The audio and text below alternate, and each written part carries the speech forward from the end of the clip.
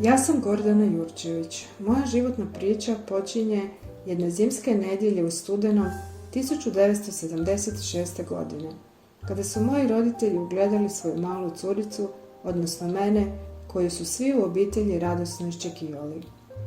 Obiteljsku sreću i idilu u mojoj 3. godini života prekinuli su nenadani padovi pri hodu.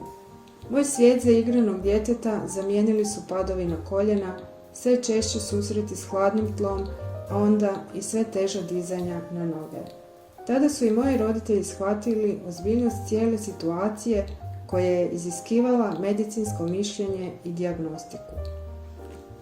Nisam shvaćala što se događa oko mene. Odjednom su me okruživala zabrinuta lica mojih ukućana, a zatim se zaredali odlasci u bolnice, doktori, mali bolesnici koji ne znaju što ih je snašlo. Šture informacije liječnika mojim roditeljima o bolesti i tada sam dobila dijagnozu – spinalna mišićna atrofija. Roditelji su se našli u potpuno novoj, nepoznatoj situaciji, boreći se sami sa sobom kako bi uopće postali svjesni moje bolesti i posljedica koje ona nosi. Počela sam jako često padati i morala sam uložiti puno snage kako bi uspjela na nogama prijeći samo 5-6 metara. U 6. godini više nisam mogla hodati, te sam na preporuku liječnika dobila prva invalidska kolica. Sve je to još uvijek u mom dječjem svijetu bila samo nova zabava, no mojim roditeljima veliko olakšanje jer me više nisu morali nositi na rukama. Došlo je vrijeme kada sam trebala krenuti u 1. razred osnovne škole u mom mjestu. Škole koja je meni predstavljala barijeru s velikim brojem stepenica, a mojim roditeljima susret s novim izazovom i nalaženjem rješenja. Kako bi svima bilo najlakše, donijeli su odluku da ću osnovnu školu pohađati u Krapinskim Toplicama gdje ima puno djece i bit će mi dobro. Našla sam se u novom okruženju hladnih lica koje su me tamo dočekala, te tužna lica mojih roditelja za koje mi se činilo kako me napuštaju i moje suze koje još i danas bole. Provodila sam noći i noći u suzama, razmišljajući o toplini roditeljskog doma, a ja se nalazim daleko od njih u sobi među puno djece i tetama koje nam svako malo daju neke naredbe. Međutim, roditelji me nisu napustili. Uslijedile su posjete svake nedjelje po suncu, kiši i snijegu. Ona hladna lica postala su sve toplija i dobila sam svoju drugu veliku obitelj. Prema mišljenju i savjetima liječnika, u mojoj 9. godini roditelji donose odluku o operaciji produživanja tetiva s uvjerenjem da će mi time olakšati kako bi barem mogla stati na noge. Operacija nije donijela željene rezultate, već dodatne komplikacije zbog nastalih rana na petama od gipsa. Poslije provedenog boravka u bolnici i pretrpljenih bolova, sve više sam se počela zanimati i raspitivati o svojoj bolesti i shvatila da jednostavno nikada više neću stati na noge i hodati. Najviše je boljelo moju spoznaju prenijeti roditeljima i oduzeti im nadu da se neće desiti čudo.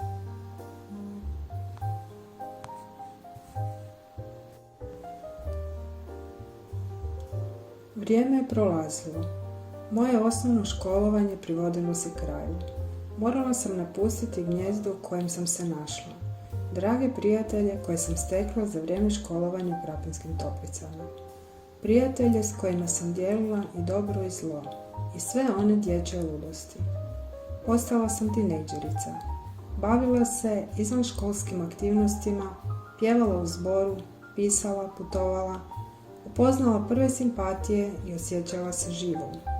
Po prvi puta pokazala sam svijetu sebe onako kakva jesam i koliko vrijedim. Sve to vrijeme roditelji i obitelj bili su uz mene. Pružili mi podršku onako kako su najbolje znali i koliko su mogli. No i 4-godišnje osposobljavanje u Zagrebu, u domu, proletjelo je i ja sam u 18. godini završila ekonomski smjer. Opet je došlo vrijeme za rastanke. Od ljudi koji su me naučili da vjerujem u sebe, da se borim i ne odustajem od ničega ako to stvarno želim.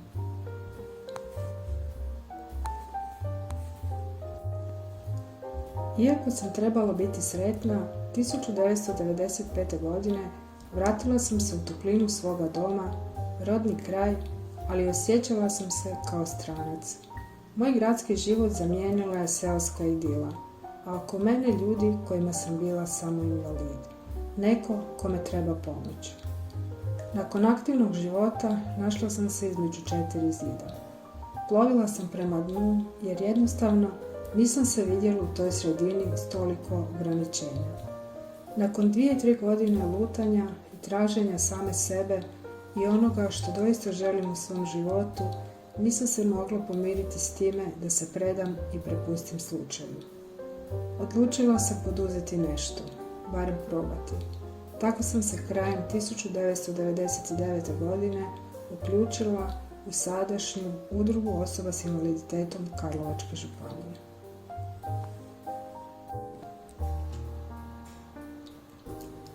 Moj daljnji razvoj u udruzi započeo je volonterstvom, zatim uključivanje u edukacije, izobrazbe i usavršavanja. Tako 2009. godine počinjem obnašati funkciju predsjednice na kojoj sam i danas. Moj aktivizam širi se i na nacionalnom nivou. Uključujem se u Savez društava distrofičara Hrvatske i SOIH mrežu žena s invaliditetom. Zatim brojne radne skupine i povjerenstva na regionalnoj i lokalnoj razini.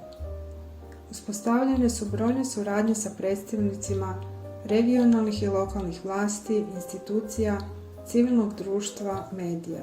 No posebno me veseli ostvarena značajna suradnja s obrazovnim centrom GEOS i svim partnerima na Erasmus programu Obiteljsko obrazovanje Metura povratak korijenima.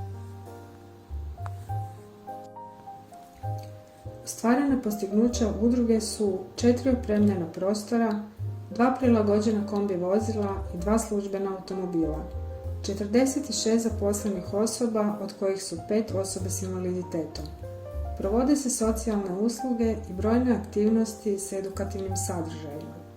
Ostvaruje se veća prisutnost osoba s invaliditetom u zajednici, te sve više do izražaja dolaze njihovi potencijali i mogućnosti kojima mogu doprinijeti razvoju zajednice kao ravnopravnog društva svih građana. Moja poruka svima: ne tugujte zbog onoga što ne možete i niste, već koristite potencijale koje imate i budite ono što jeste. Svaki početak je novi izazov, prihvatite ga. Osnažite se i svakodnevno ulažite u sebe kroz cjeloživotno učenje. Sudjelujte u realizaciji politike jednakih mogućnosti i stvaranju inkluzivnog društva. Volite i dopustite da budete voljeni. Uzmite život u svoje ruke i budite ti koji odlučuju.